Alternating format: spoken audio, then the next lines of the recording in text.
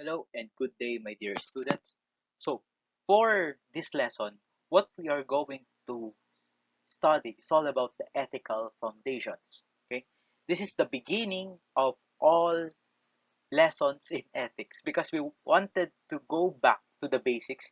We wanted to understand of what is really our course in this subject. Okay, we need to analyze each and every concept on this subject, so that is why it is important for us to go back to the foundations. Sisimulan natin ang discussion sa introduction to key ethical concepts. Okay, so for our outline this morning or for the day, we have philosophy and ethics, comparison between Western and Eastern philosophy, definition of ethics, which are approaches in ethics, normative, metaethics, and applied, ethics vis-a-vis morality, and moral frameworks and ethical theories. However, for this morning, for this day, what we are going to, for this presentation, what we are going to discuss ay doon muna tayo sa basics, doon muna tayo sa philosophy and ethics, doon tayo sa connection ng philosophy at ng ethics. At ang objectives natin ay it would be at the end of the lessons, the students or learners would be able to understand the various terms and concepts used in ethics. They would be able to compare the differences between Western and Eastern philosophy. They would be able to identify the different approaches in ethics. So now, let's have the vital part of this discussion. Let's have ethics and philosophy. Let's begin with this picture wherein it is known as Les Pensois de Rodin, no? That is in the French term, no? Les Pensois de Rodin, or simply translated as the thinker. The thinker is a more universal image that reveals in physical terms the mental effort and even anguish of creativity. As Rodin himself described, what makes my thinker think is that he thinks not only with his brain, with his knitted brow, his distended nostrils, and compressed lips, but with every muscle of his arms, back, and legs, with his clenched fist and gripping toes. Napakasimple lang naman nito, no? Um, it would remind you of this image that it's something like you're going to the bathroom and having to do that pooping, no? Pagpunta mo na CR, parang ganyan naging itsura mo, di ba? Kapag pinipilit mo umire. Pero there is a deeper perspective on this, no? Na let's try to compare you, no? You yourself, if you are tensed, kapag natetense ka, kapag may pressure sa sarili mo, kapag gigil na gigil ka, no? Merong deep inside of you, okay? Deep inside of you, you come to understand or you come to realize that bakit ka nga ba nanggigigil? Kasi may emosyon na kasama. Kasi may nadadamay na ibang mga bagay. Okay? Kaya ka nanggigigil kasi ikaw ay you are pressured already, no? Kumbaga pinipiga mo yung sarili mo to the smallest bit, no? Gusto mong ilabas yung gigil mo na yan. With the same perspective, no? Kapag itong si Le Penzois de Rodin, kung titignan natin, ang sinabi niya dito, hindi lang basta utak kapag siya ay nag-iisip. Hindi lang sa mukha nakikita na seryoso siya na nag-iisip, kundi buong katawan niya, pinapahiwatig niya na ganito ako mag-concentrate, ganito ako mag-focus, ganito ako mag-isip. Now, ano ngayon ang connection ni Le Penzois de Rodin sa philosophy? Simple lang naman. Ang connection lang naman nito because philosophy is that you need to understand, you need to think critically, you need to analyze, you need to go down to the roots. Okay? Kaya nga hindi lang pwede basta-basta naalala ninyo during your orientation, tinanong ko kung kamusta kayo. your only answer was okay lang, ayos lang. Pero sa pag nagfi-philosophize ka, it goes deeper. Ano ang meron sa salitang okay lang na sinabi mo? Ano ang meron sa ayos lang na sinabi mo? Okay? Kaya kailangan natin mas maintindihan ang connection nito, ang pag-iisip sa filosofiya. Ngayon, ano naman ang connection nito sa subject natin? Since we are delving about ethics, hindi lang basta-basta alam mo yung tama, tama na yun. Alam mo yung mali, mali na agad yun. No. Kailangan nating intindihin ang bawat sitwasyon. Kailangan natin intindihin or i-analyze ang bawat concept para mas maintindihan natin ng maigi yung ating pinag-aaralan. Kaya kung titignan natin sa definition ng philosophy, no, ang definition ng filosofiya or basic language, no, in the etymological definition of philosophy, it came from two words. You take note of this. Philos is spelled as Philos, and Sophia is spelled as Sophia. No, Philos means wisdom. I mean, I mean, sorry. Sophia means wisdom, and philos is love. So, philosophy technically in the term is lover of wisdom. Ibig sabihin ng lover of wisdom, no? Ang hirap kasi intindihin.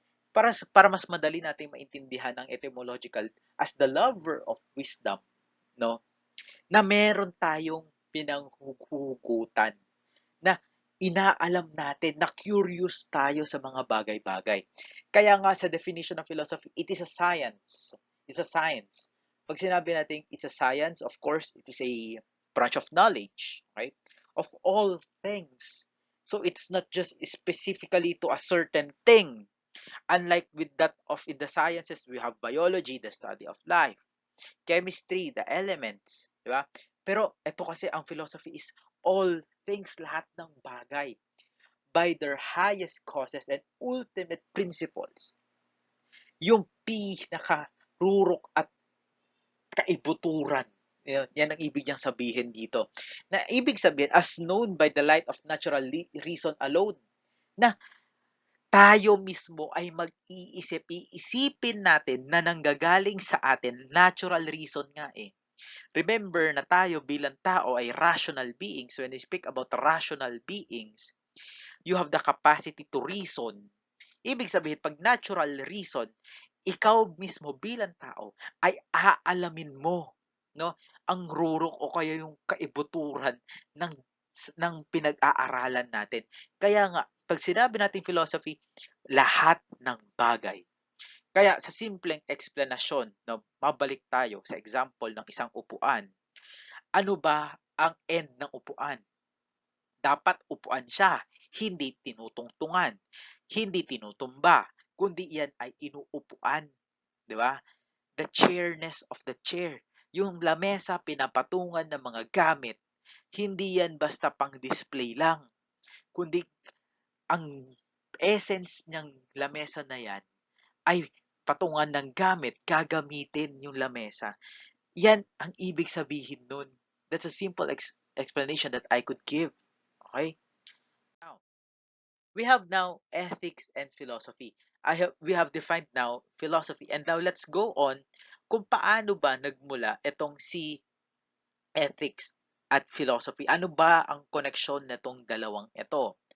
So meron po tayo sa Eastern or Oriental philosophy, which is rooted from the South, East, and Southeast Asia, or it is technically on the different beliefs of Hinduism, Buddhism, Confucianism, Taoism, no? And it is mystical, non-material, unified holistic approach, descriptive, prescriptive, heavily influenced by religion, and all. Ano ang ibig sabihin? Ibig sabihin yan. When we speak about holistic approach, okay, meron kasi dito, pagdating sa Western natin, makikita natin, it is dialectical, dualistic, materialistic, argumentative, logical, mechanistic worldview. Mas maintindihan natin to. In the Western philosophy, no, it is dualistic. we have the body and soul, katawan at kaluluwa.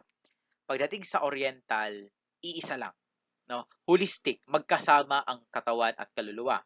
Kaya nga meron diyan paniniwala, 'di ba? Meron yung reincarnation, ganun-ganun. Pero pagdating sa Western philosophy, walang ganun. It is only the body ang matitira and the soul goes to heaven, 'di ba? We have that kind of belief. Yan ang ibig sabihin ng dialectical, it is dualistic. Dito kasi sa Eastern philosophy, it focuses more on the self. Okay? For the self-betterment, self-understanding, yan ang focus ng Eastern. Whereas in the Western philosophy, you need to have the other person na you are relating to one another, that yung sarili mo, no, hindi mo maiiwasang maka-encounter ka ng ibang tao. Kaya nga po, mas maiintindihan natin yan. Kaya sa pamamagitan ng ipagko-compare natin ngayon ang Eastern that of the Western. 'Di ba? Pag sinasabi kasi more on the Eastern is gaano mo ba kakilala ang sarili mo. Pagdating sa Western philosophy, ano ang involvement ng ibang tao sa buhay mo, 'di ba? Kaya nga mas doon natin makikita ngayon ang pagkakaiba ng Eastern at Western. When we speak about the Western, it's more on the European nations, American countries, no? Whereas the Eastern, we have here in the Southeast Asia, only in Asia ang Eastern philosophy. Okay? So doon natin makikita ang comparison nitong dalawa. Why am I discussing this? Kasi po mahalaga nating maintindihan, no? Mahalaga nating maintindihan na ang pag-aaralan natin sa ethics ay hindi lang tayo basta nakatugon sa Eastern. Kapag sinabi kasing ethics, napakasimple lang naman na the good and the bad. Tapos na, 'di ba? Pero sa Western kasi, may justification, no? Kahit masama yung ginawa mo, maja-justify 'yan. Kung tamang ginawa mo, maja-justify 'yan. Dito kasi sa Eastern and or Oriental philosophy, mali sa mali, tama sa tama. The good and bad, i-separate mo lang 'yan. Pero sa Western, merong justification na nangyayari. At lahat ng 'yun, madidiscuss natin as we go on. And we are going to see how Eastern and Western philosophy contradicts and saan sila nagbabagay, saan sila nagkakaugnay. Okay? Now, what are the general philosophical questions? Ito na, these are the branches of philosophy. So, ano nga ba ang mundo? Okay? So, it is more on metaphysics. You go beyond the physical, no? The nature of reality, no? Sa simpleng explanation sa metaphysics, may tao, nakaimbento ng mga bagay-bagay, di ba? Ngayon, baliktarin natin. May mga bagay-bagay. Sino nag-imbento? Ang mga tao. Sinong tao? Siya. Saan siya nanggaling? Sa lolo niya. Sa nanay, sa magulang niya. Saan siya nanggaling? Sa lolo niya. Saan siya nanggaling? Doon pa sa kinanununuan, balik ng balik ng balik ng balik. Okay? Hanggat matrace mo. Because that is kaya nature of reality. Okay? Oh, merong mga puno. Okay? May puno dyan, tinanim. Baliktarin natin. Yung tinanim na puno, sino ang nagtanim? Yung tao. No? Sino ang unang nagtanim? 'Di ba? Kaya parang ganyan lang din yung tanong. Because in metaphysics, eto na, dito na pwede natin tanongin ngayon ng sino ang nauna, ang itlog o ang manok? Ang pinakasagot dyan, ang nauna ay ang manok. Why? Hindi naman pwede na itlog agad at sino ang naglimlim doon sa itlog na yon para mag-hatch. Hindi pwede yon, di ba? Kaya sa itlog o manok na debate na yan, ang simple lang naman, ang sagot ay ang manok syempre. Parang that is the nature of reality. Hindi naman mag-hatch ang itlog, hindi naman mabibiak yung itlog na yan kapag hindi na painitan, di ba? At sino ang may karapatan magpainit doon? Di ba? Yung magulang mismo. So that's it, metaphysics. Ganun. So, what do we know? Epistemology. When we speak about epistemology, it's the nature and scope of knowledge. Okay? Kaya nga episteme, more on the knowledge. What do we know? Hanggang up to what extent ang alam mo sa bagay na yon. Halimbawa, you have the word beautiful. And then, what? You define beautiful as it is. Paki-define nga. Can you define beautiful as it is? Na, pag sinabi, kasi ang mahirap sa atin ngayon, pag sabihin mong, i-define mo, Pag sinabing beautiful, kindly define it, ang sasabihin ay maganda. No, you did not define it, but rather you just translated it, tinagalog mo lang, di ba? Hindi yun pagde-define. But when you speak about beautiful, it is simply saying that it is something pleasing to the eyes, pleasing to the senses, that pleases you as a person, that satisfies your need to your categories in order for that thing to be considered as beautiful. Diba? Now, how should I act? Ito naman dito na papasok yung pag-aaralan nating ethics. Value theory, ethics, and aesthetics. Value of human conduct and the existence, value of beauty. Okay, it is not only grounded, no, it is not only grounded to what is good and bad, but does does this good and bad reflects you as a person? Kumbaga, naisa sa buhay mo ba ang pagiging mabuti bilang tao? No? Ano ba ang pleasing to the eyes? Alam mo, ang ethics and aesthetics, no, in the value theory, how should I act? Ito dito tayo tinutulungan at tinuturuan na maging maayos. You have that proper etiquette. No, you must know your limitations as a person, but don't just confine yourself within those limitations. But how are you going to develop your attitude as a person? Sa madaling sabi, no, paano ka maging mabuting tao? Yun lang yun. Okay?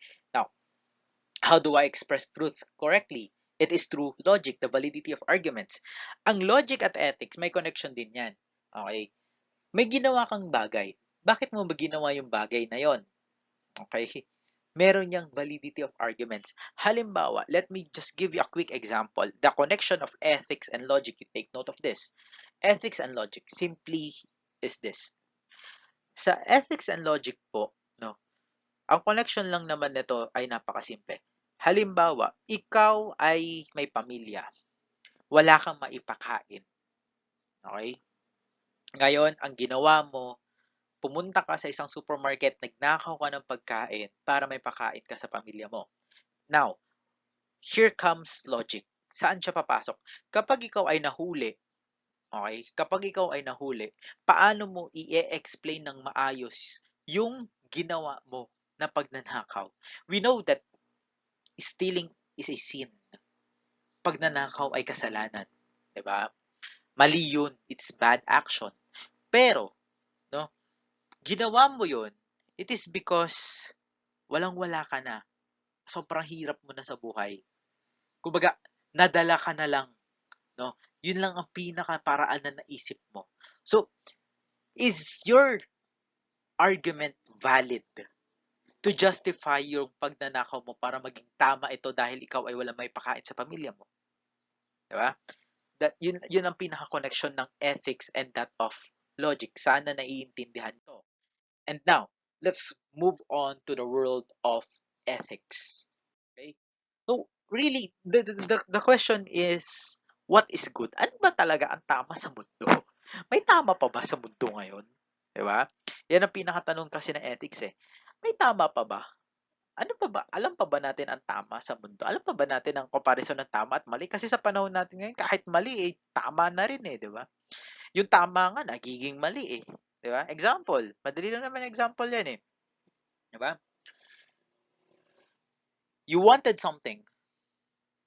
No? You wanted something. May gusto kang bilhin na bagay. And now what? Anong ginawa mo?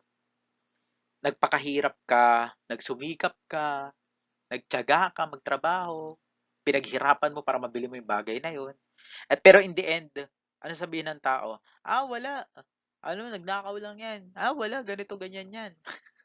'Di ba? Ang hirap naman ay justify. Galing nga sa hard work eh.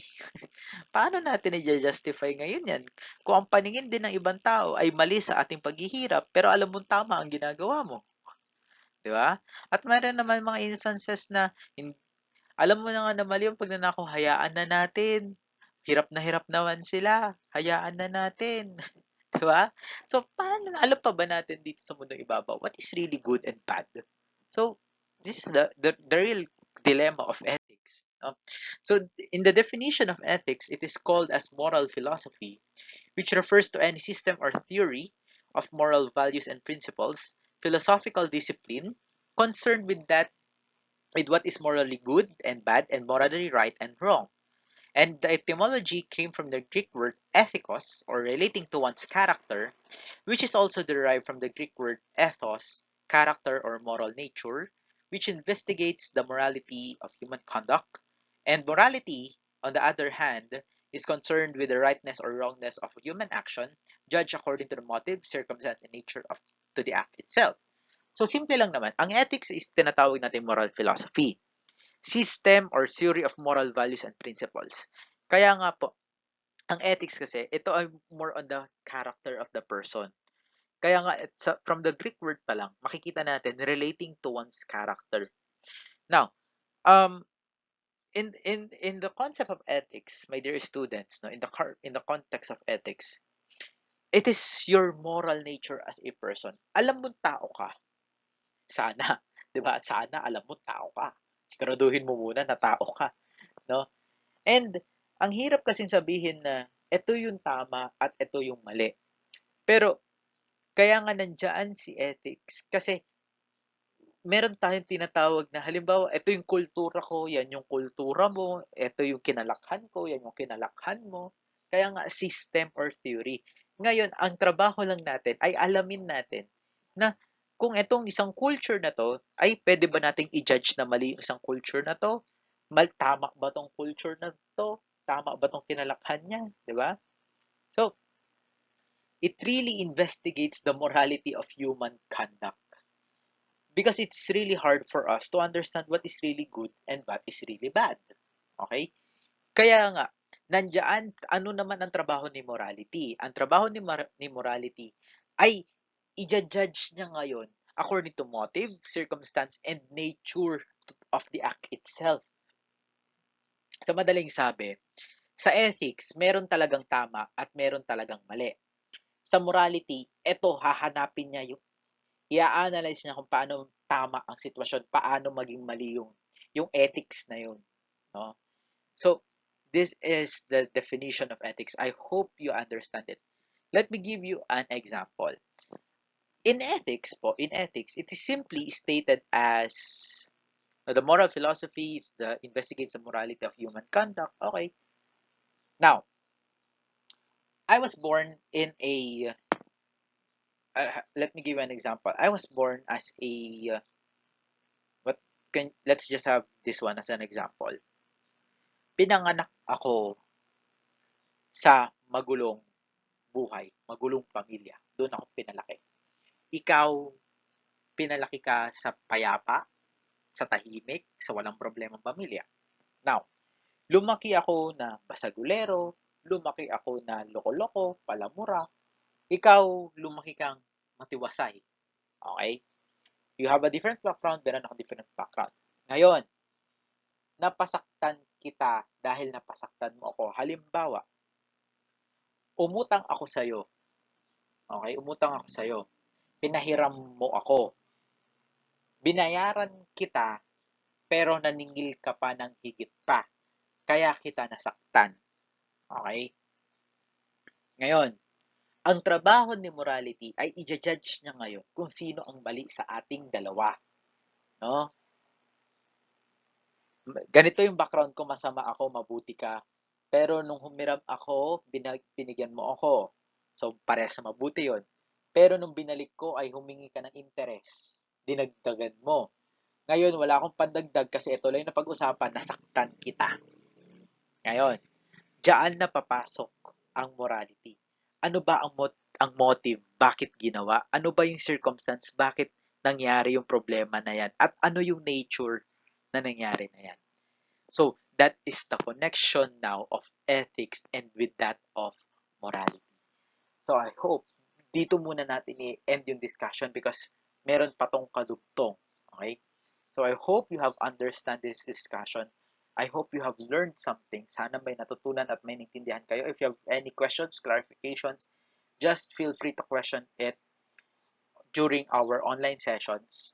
And of course, you may feel free to message me as well. So thank you for listening. Keep safe and God bless everyone.